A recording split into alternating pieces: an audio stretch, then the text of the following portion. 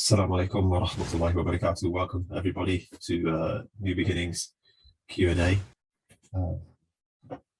So we found that this time of the year, time of festive activities and religious celebrations, it's Christmas time, that many converts, new Muslims, they may be confused and need a lot of guidance and support in how to navigate these celebrations, especially with we have a lot of family that will be celebrating and participating in these celebrations. So we decided to do this Q&A upon request, and we're opening the floor to questions for anybody that they may have around this time, and any other questions as well. The floor is open for people to ask, and hopefully we can navigate this season in a good manner. And as Imran mentioned, that there's not one blanket answer for everybody. Everybody's situation is unique and everybody's situation is different. So what might be appropriate for somebody might not be appropriate for your own situation.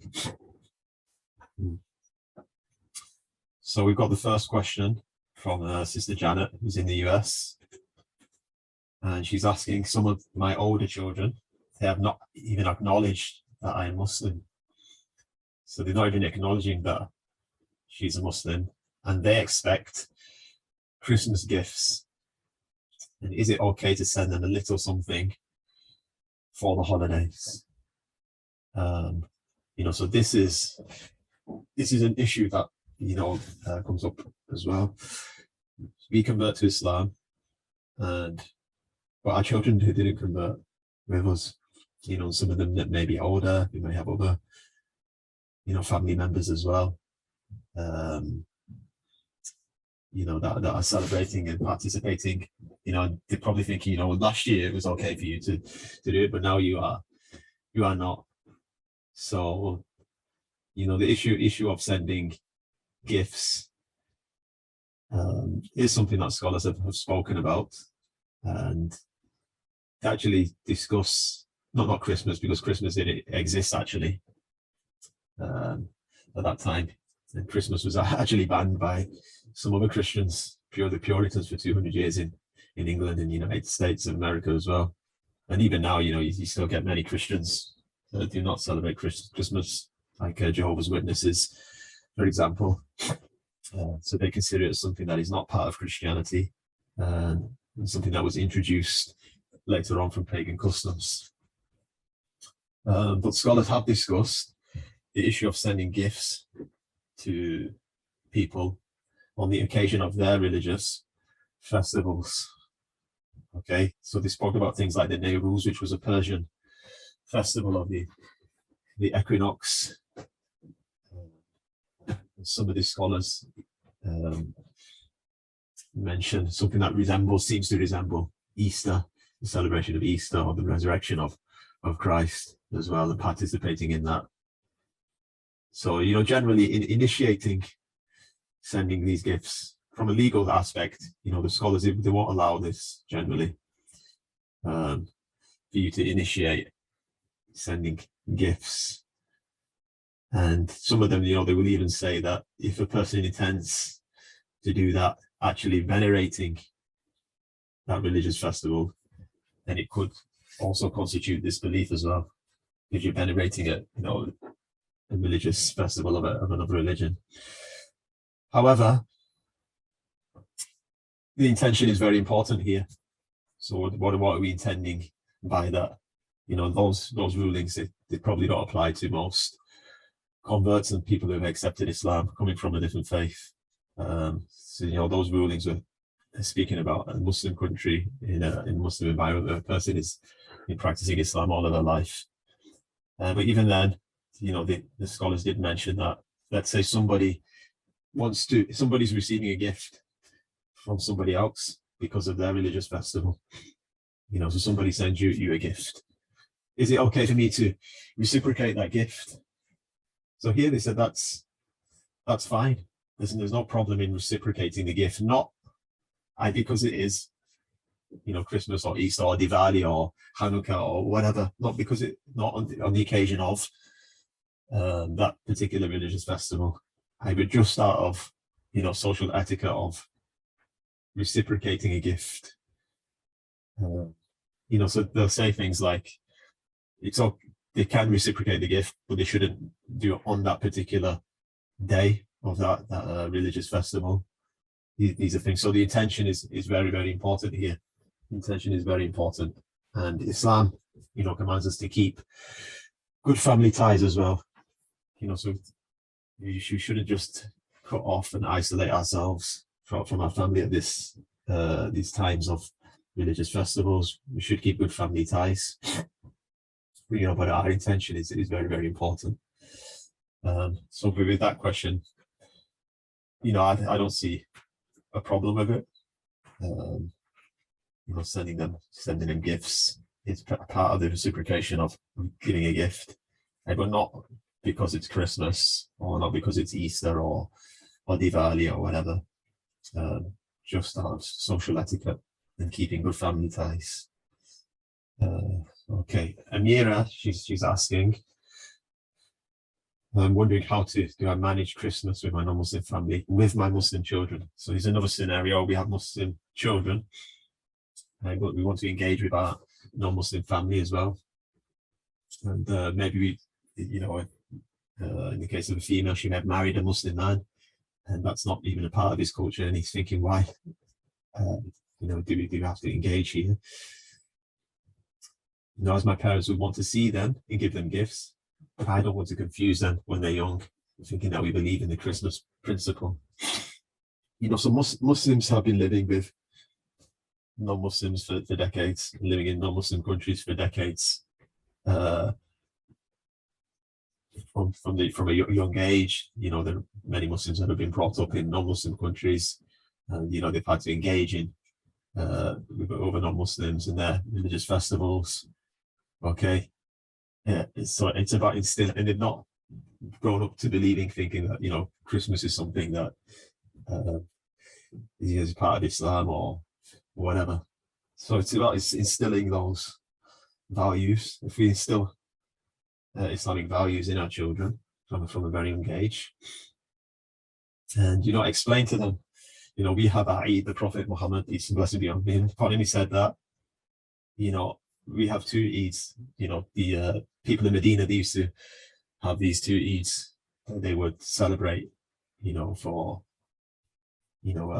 historical battles, and they took these 2 days of Eid. And when the Prophet Muhammad came to Medina, he said that Allah has replaced these two Eids with two Eids that are better than them, Eid al-Adha and Eid al-Fitr. So instilling those values in them, and educating them about the difference between the two, and they should understand. They should understand that they shouldn't become confused. And it's not something that we do as Muslims, but when we engage, it's okay to engage with non-Muslims who are who are celebrating at this time of year. And you also have people who aren't Muslims in your family, so you have to learn how to navigate that as well. So I don't see any problem with that, as long as you still proper values. One of the things we should try to do is to make Eid better. So whatever we're doing at Eid, we have to make it a better celebration, a more enjoyable celebration than any other celebrations of other religions that our children may encounter. So they have lasting memories with them. Ellen is asking the ruling about sitting with Muslim family who drink alcohol for the sake of holding family ties. This is another problem as well. A lot of these parties or gatherings, there may be people drinking alcohol or consuming prohibited meat, and you're a Muslim sat there and all of this is going on. We spoke about cannabis as well recently. We were speaking about cannabis. What about people smoking cannabis as well, which is now legal in many places. And you're sitting there. So the best thing for you to do here, or what some people do, is that they'll walk out. So if you're going to drink alcohol, then I need to leave. I can't really sit in that environment. There are some, scholars who differentiate between you going to a place where, the drink is being sold and people are going there solely to drink alcohol, or being in a place where the alcohol is just present. So there's a difference between being in a place where alcohol is present or being in a place where people are, intentionally drinking alcohol. So the ruling is between the two is different. But if you feel really uncomfortable in that situation, I would say, just leave and don't stay in that situation. And once we had last year, there was a brother, he's a recovering alcoholic, and he went to see his family. It was Christmas time, and he called me up after this happened. He said, I just took a drink. I thought it was orange juice. Then went upstairs to see some of my relatives.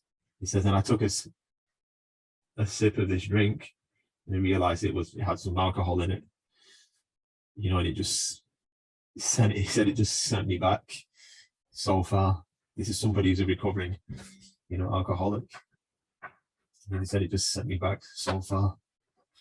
So it's not really a good environment to be in, to be honest with you, for a Muslim. And so sometimes we need to be firm on some principles as well, and take a stance early on. And we don't have to be rude as well. You don't have to be rude to say, respectfully, I've become a Muslim now. It's not really appropriate for me to be sat here whilst all of this is going on.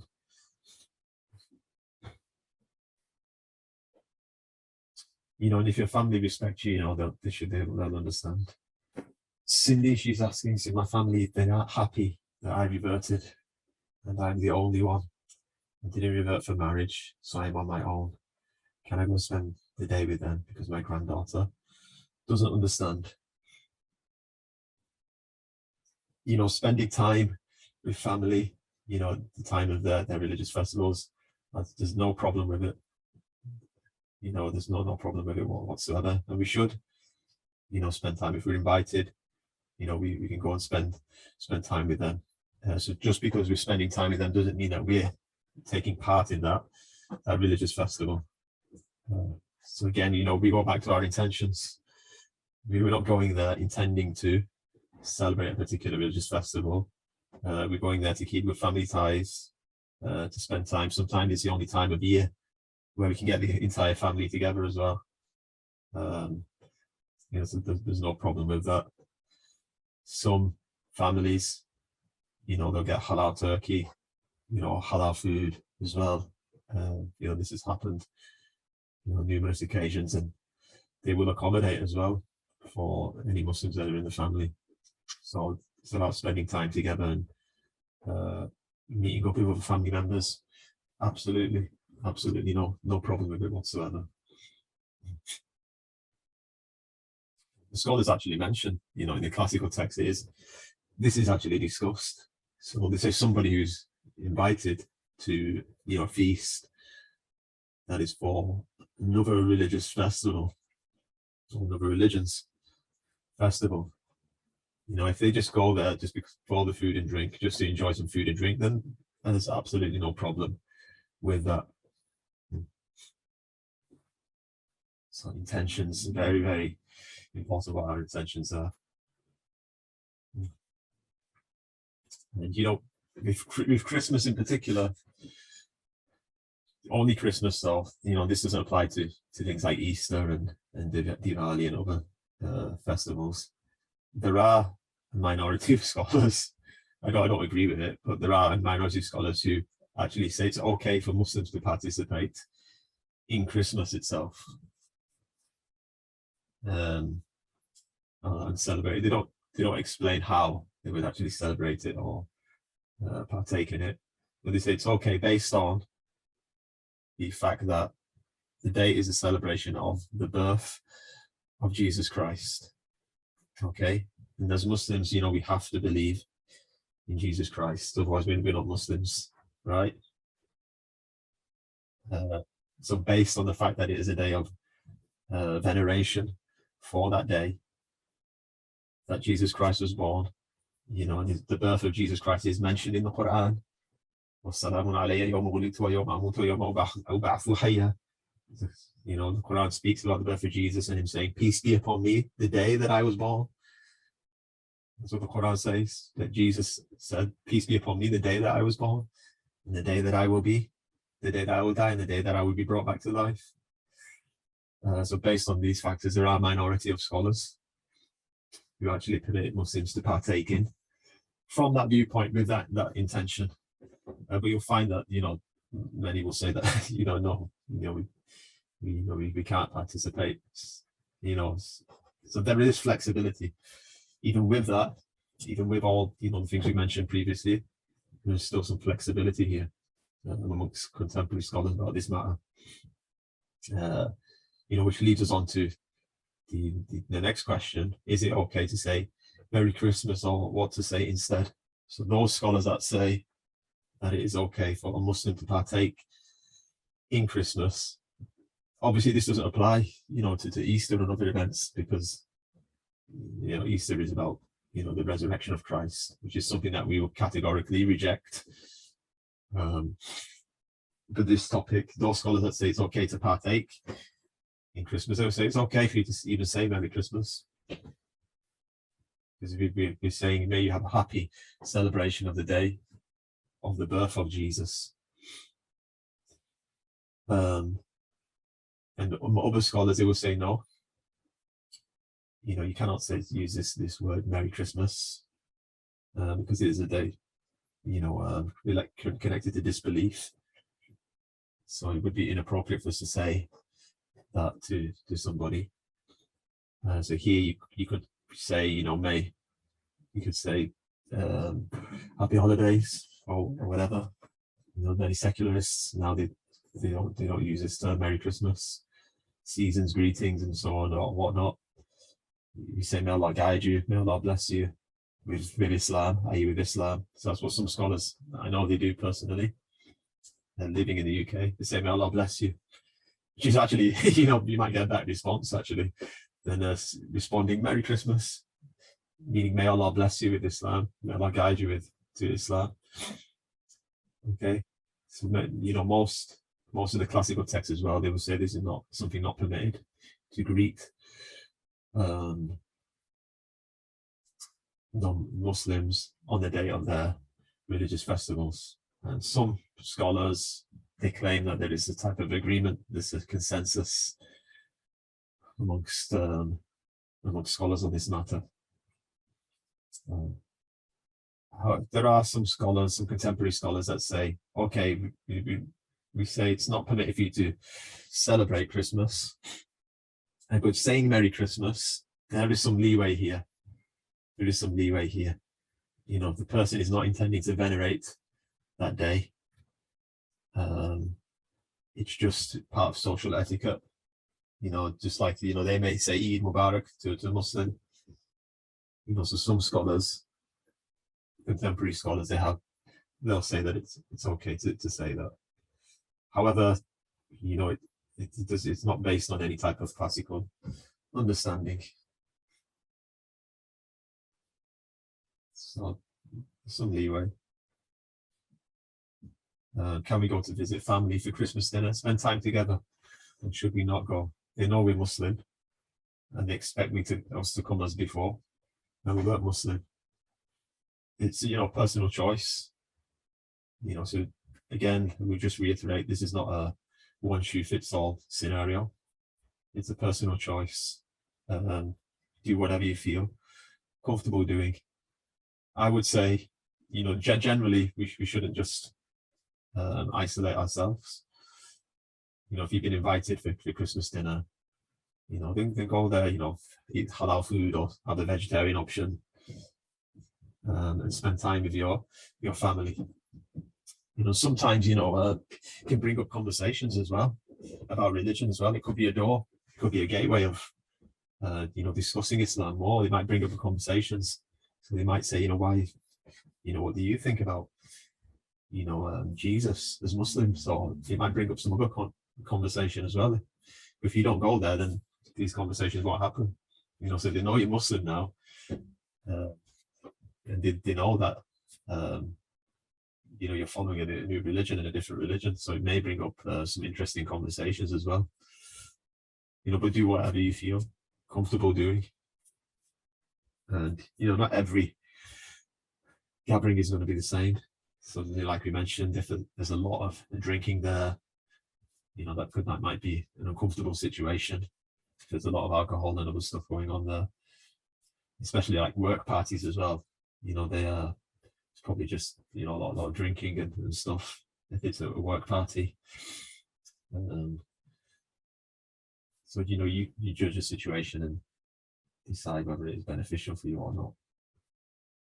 Okay, so Samantha is mentioning she's from the US, very new convert in her early 30s, living with Christian parents. I myself trying to do things that make them comfortable, even when breaking away and having my new religious and cultural identity. My mother would like me to attend church, sing Christmas songs. This feels weird to me. So 2 tips on navigating this. So this really is where we need to draw a line. This is where we need to draw a line if you've chosen Islam. So, attending church, and singing religious songs, that will be very problematic. That's going to be something very problematic. So I think it's good to, sit down and have a discussion with your parents about this. Just explain to them, look, this is not something I'm doing out of disrespect. I've taught respect for you, I've taught respect for your religion, my previous religion, but this is where the boundaries lie with me now. I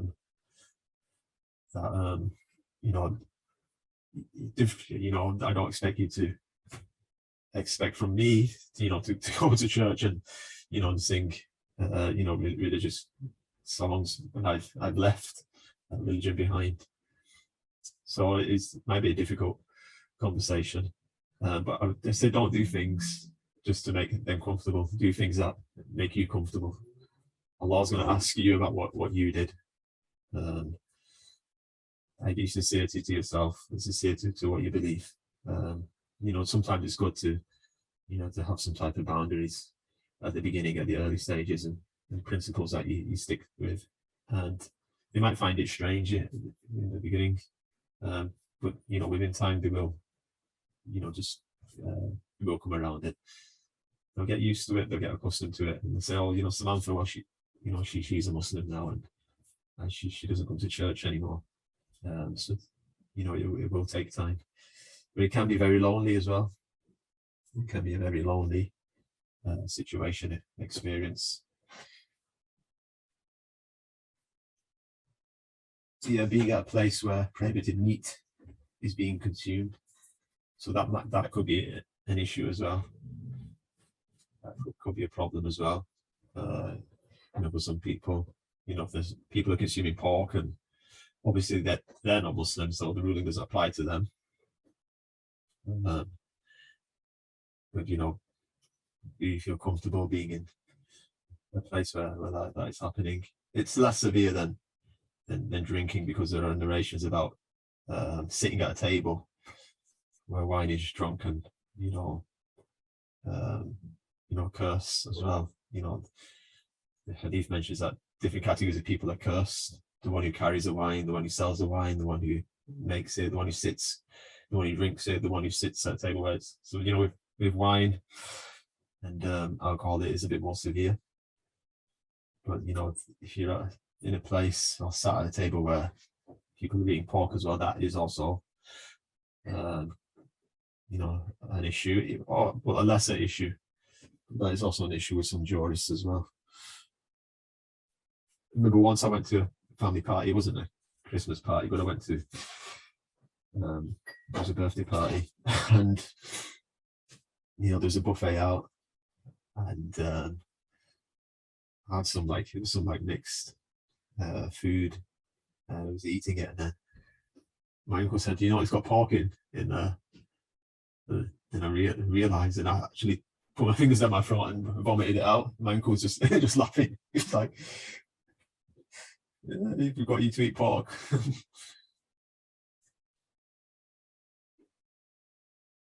So Sandra is asking, in my family put the nativity on together, the figures of Jesus, Maria, the angels are represented. Is it enough not to take part in installing? Are there other actions I should take into account? Intention, keeping my eyes off. Yeah, I think, you know, if you're not taking part in putting it together, I think maybe some South American, you know, cultures, they do this, and if you're not putting that together, that's fine. I don't see any problem in watching it, in sitting there looking at it. Obviously, intention, you know, has to be complete dissociation from it. You know, this isn't something that, you know, you're doing as an act of worship. You know, even within the nativity, you know, the story doesn't even match up to what is in the New Testament. For most nativity place, you know, about the three wise men and Jesus in the stable with the animals. The New Testament says the animals who were outside. Jesus wasn't even a baby at that time. He was, you know, like a toddler age, and so on. And there weren't these three wise men. So I don't see any problem with watching it or sitting there, as long as you're not actively taking part in it.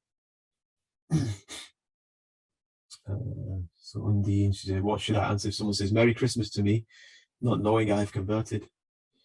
Should I politely thank them? I'm not ready to tell people that I converted. Yeah, so some people are hiding their Islam.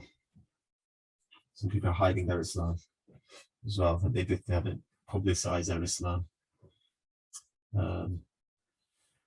So if, you know, there is a fear that you may get harmed physically, I mean, if somebody finds out that you're a Muslim and you're trying to hide it, there's a real fear of that, then, you know, you could just respond the same. If you really in that situation, you want to keep it secret. But like I said, there are many other things we can reply to, that happy holidays, or say, may Allah guide you. And of course, like we said, with Christmas only, there is some leeway. There is some leeway amongst contemporary scholars to even reply with the same.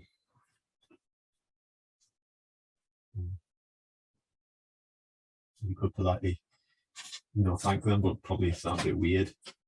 They don't know you. They might think you're an atheist, maybe. You know, they don't know you're a Muslim.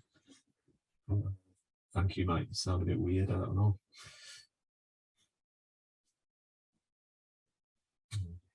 You just say enjoy your holidays, or one of the things mentioned in some of the texts is, may Allah give you whatever you know you deserve. So where is the red line, generally speaking? How far can we go to keep our non-Muslim family happy? And where should we stop? You know, it's a good question. So we have to have some type of boundaries. We have to have a red line. Okay. Even if our family are Muslim, what does the Quran say? You know, if the Quran actually speaks about non-Muslim parents, actually. The Quran actually speaks here about parents that aren't Muslim, and said if they compel you to do something that is associating partners with Allah, then don't obey them. So it's important to keep good family ties and show kindness to our family, and even obey our parents. Okay, if they ask us to do something that is from the mundane actions or non-religious action, is if we have to obey our parents, even if they're not Muslims. But if they ask us to do something that is against our religion, to disbelieve or do something that is sinful or even disliked in the religion, then here we can draw a red line. Here we can set our boundaries. And you know what, again, we don't have to be abrupt. We don't have to just cut off and not say anything. You don't need to just isolate and not engage. You know, have a discussion, speak to them, engage with them, be polite about it, and you know, they should understand. They should understand. So Brody's saying it's hard to navigate the alcohol and pork issue living in a family home. Yeah, it is difficult when you convert in a household and everybody in the household is, you know, having pork and bacon and alcohol, and you're in that, you're living there at the same time. So we get halal meat, but if we're having dinner together, there's often alcohol being consumed at the table. You know, any advice?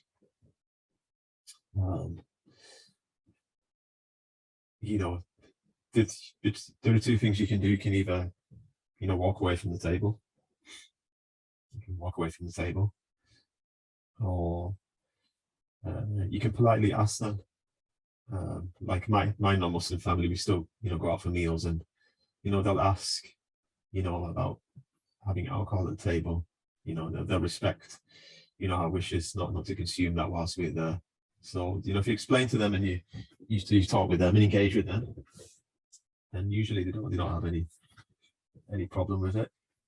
There is an opinion in the Hanafi school of law that allows a person to sit there at a table as long as it's not wine, being drunk. You know, it might be a beer people use to wash down the food with a meal. There is an opinion in the Hanafi school that allows you to sit there as long as the alcoholic drink is not wine. You know, so wine, brandy, champagne, from that category. So that is one opinion mentioned. The Janice saying, I lost all of my family in law, except my children when I converted. They no longer speak to me. I know they're supposed to work to maintain family ties. I think it is past that in my case. Is it okay to just let those ties go? I'd say no, to be honest with you. Just try to engage. If they don't want to engage, you know, that's upon them. But I'd say, you know, try every once in a while to maintain those ties if you can. But you know, obviously your mental well-being and your spiritual well-being comes first. So if it is draining you, if it is bringing you down, then you know you have to think about yourself first. You know, but if there is an opportunity for you to maintain those ties, then take the opportunity, even if they're refusing to engage. Always try your best to keep those ties. You know, sometimes it does take them a while to come around. You know, we know people who converted. They say, you know, after 10 years, you know, my dad never spoke to me after I converted, and now he's only just starting to engage. You know, so sometimes something can change them, and they might come around. So never give up hope. You know, and we pray that Allah guides all of our families as well to Islam, and softens the hearts of those that may have become harsh towards us because of us becoming Muslim.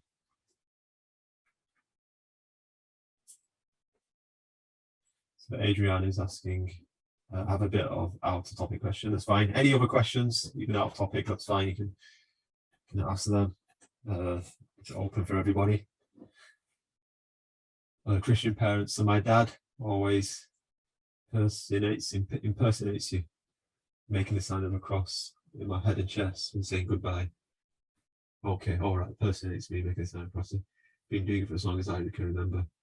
What would be appropriate to do? I also see it as a way of him showing me his love. Does he know that you are Muslim? No.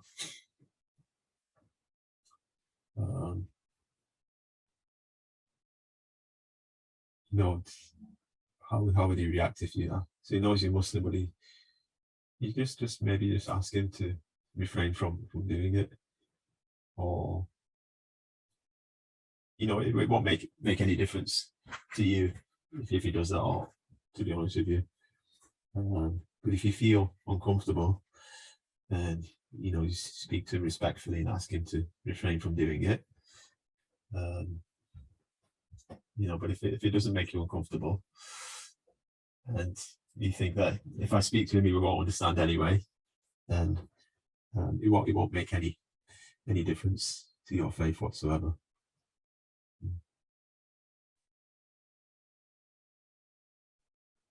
Or maybe you could suggest a more appropriate way of him saying goodbye to you. Maybe giving a hug or something else. Maybe you can hug him before he does it.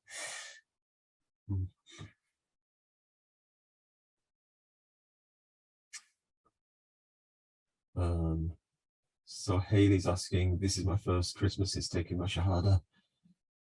My daughter's in her early teens and likes to decorate for Christmas. Is this okay? Or is there a way to meet in the middle? Yeah.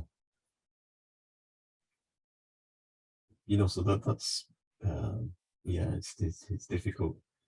This is another issue as well that comes up. So we convert, but we have our children that are around that age, that's still not Muslims and engaging in Christmas. Maybe sit down and discuss it with her. Not too sure.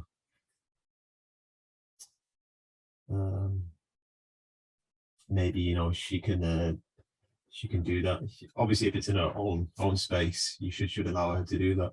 If it's in her own space, you should allow her to do that. Maybe you can allow her to do that at another relative's house. She wants to engage in that. But speak to her and try to find some type of balance.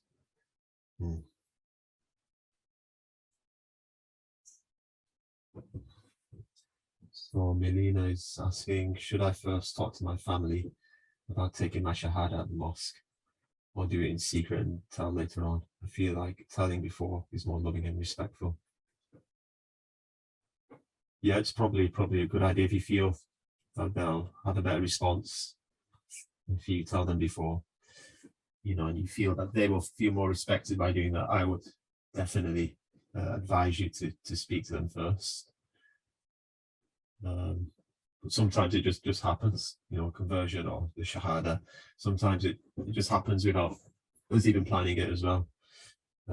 Then our family get told about it later on.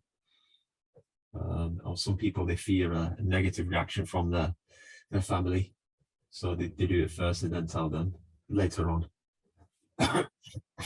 Or they feel they might get pressured into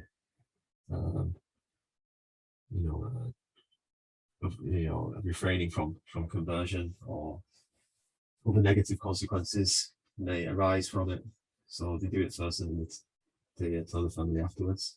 But if you feel that it will be positive and beneficial, then definitely speak to them first.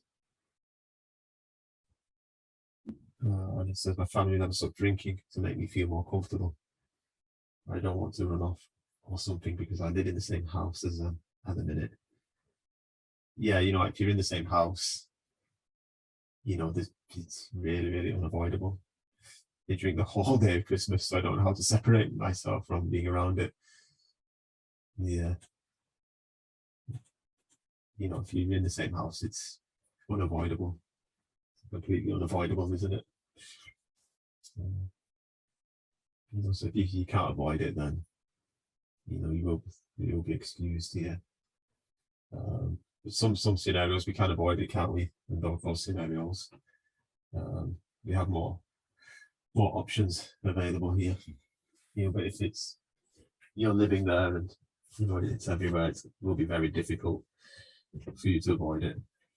But if you're not comfortable, then just minimize your time in those environments.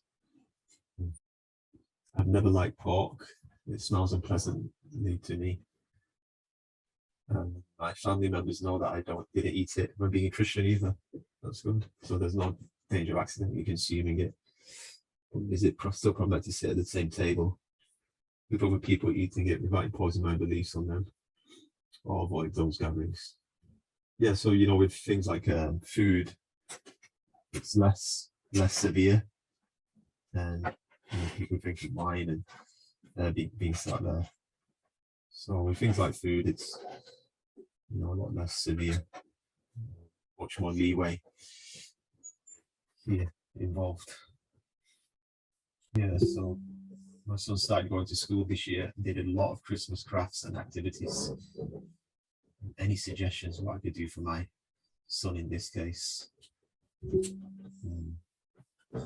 Which area are you living in? In Essex. So what you can do is you can put a request to the school. Is your son a Muslim though, or is your son? So your son's a Muslim, yeah. So you can put in a request to the school for them not to participate in those activities. The school will accommodate for that. The many Jehovah's Witnesses as well. They do the same. So you can put in a request to the school for them not to participate in that. And I know some converts as well, or Muslims in general, that they don't allow their children to participate in religious education as well at school. So you can put in a request to the school for them not to participate in those activities. I remember my daughter, she's at Islamic school now, but she was at a secular primary school. They're doing these Christmas parties and songs and stuff. We've actually, the school is 95% Muslim. The school is 95% Muslim. So I spoke to the teacher and said, why are you celebrating Christmas?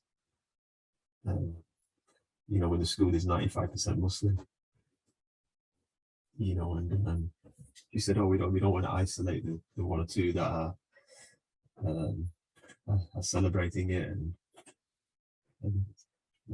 they really. But Eid is not really. They don't put as much effort in when it comes to Eid, even though the school is 95% Muslim. So I had to withdraw from all of that, and then my wife, was asking some of the other Muslim families as well, and speaking to them about it, and they were saying, you're right, but we're scared to say anything because we get labeled as terrorists or extremists. So we just let them do it.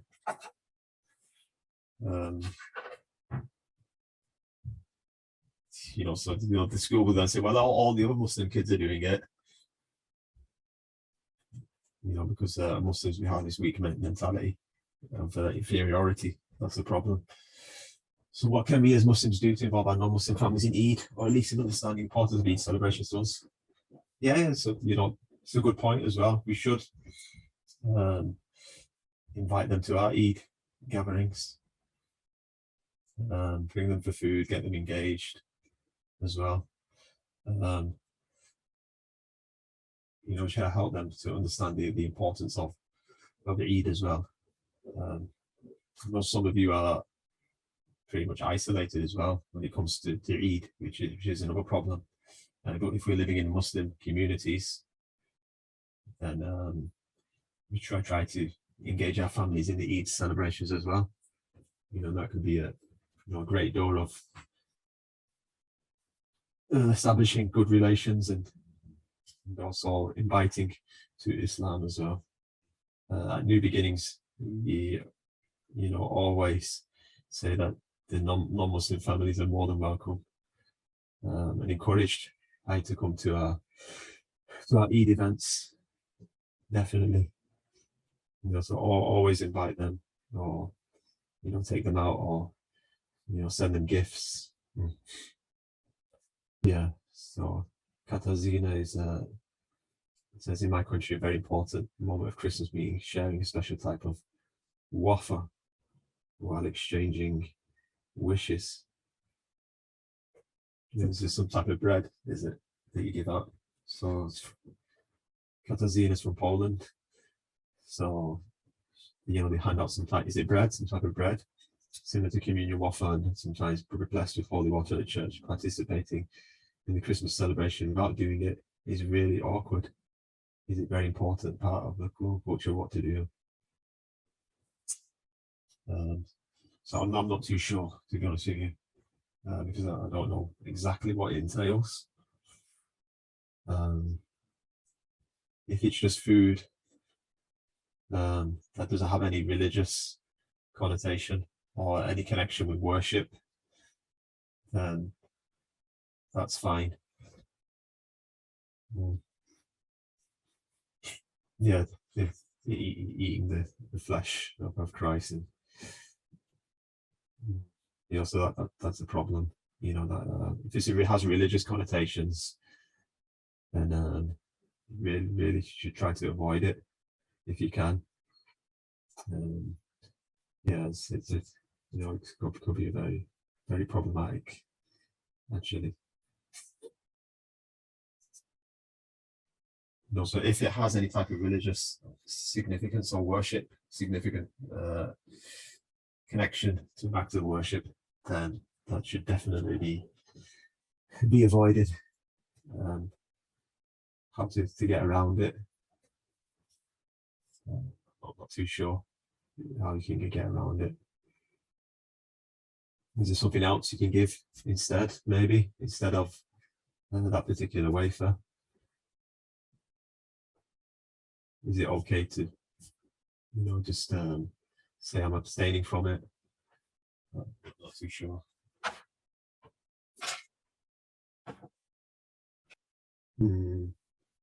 People feel offended. I'm not too sure, to be honest with you. We have to, find ways to be diplomatic. We have to find ways of being diplomatic as convert Muslims. So we need to find ways out. Sometimes we can't as well. Sometimes we might have to upset people as well. Somewhere we need to draw the line. But if we can find ways to be more diplomatic and navigate that would be good. So how do you get around it, Katarzyna? Any Polish people what suggestions do you have? What do you normally do then in Poland? Visit on the second day of Christmas to avoid it. Okay, so it's only done on Christmas Day, right? Yeah, so you convert to Islam, to explain that it's not allowed. Sometimes you do have to have, you do encounter uncomfortable situations. It's like the culture of men and women touching each other as well. Like in this culture, it's fine for men and women who are not related to each other just to touch each other, even though it's not something really allowed in Islam. Sometimes we encounter these tricky situations. We don't want to offend people, and we want to keep good ties, but we also have to be firm on our boundaries as well. Yeah. Kasinia, not wine and beer. So according to Abu Hanifa, there is a difference between the two. So the Quran, it mentions khamar, and the Hadith, it mentioned khamar. And khamar is an alcoholic drink taken from fermented grapes. So it's grapes that have been left that have been juiced and left to ferment until they become intoxicating. And he said this is where the prohibition lies when it comes to these narrations speaking about a person being cursed and whatnot. And the rationale is that all types of drinks, they will have, especially strong drinks, they will have some type of intoxication involved in them. But because wine, khamar, has been categorically mentioned, then the prohibition is restricted to wine only, and not beer and other types of alcohol. So that's the reasoning behind it. Even though getting drunk from those types of alcoholic drinks is also prohibited, but he says that the other prohibitions that are connected to wine, they don't apply to other alcoholic drinks. So Janet says, in medical facilities here that offer prayer before the doctor comes in, they tend to end with in Jesus Christ's name we pray. How can we be diplomatic in this situation without offending them? So what role would you be playing as a Muslim here? As a medical facility, they pray before the doctor comes in. You mean as you're a nurse and they do like a group prayer, or what's the situation here?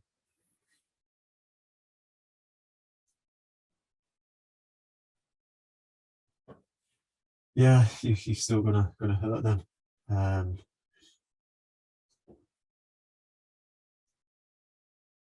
That's the hard part. Is there not something else you can give in exchange, maybe? Or there must be another way out.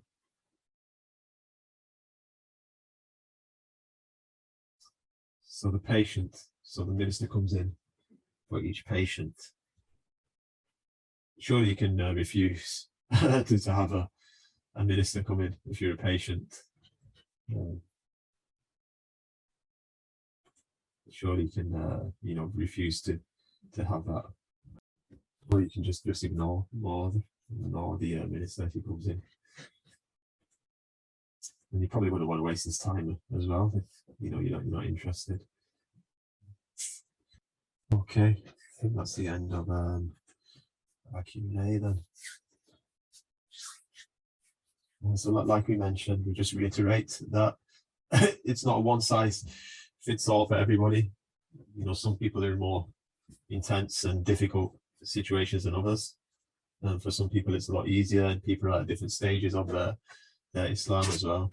So we need to take that into account. But feel free to contact us at New Beginnings and reach out if you need any help from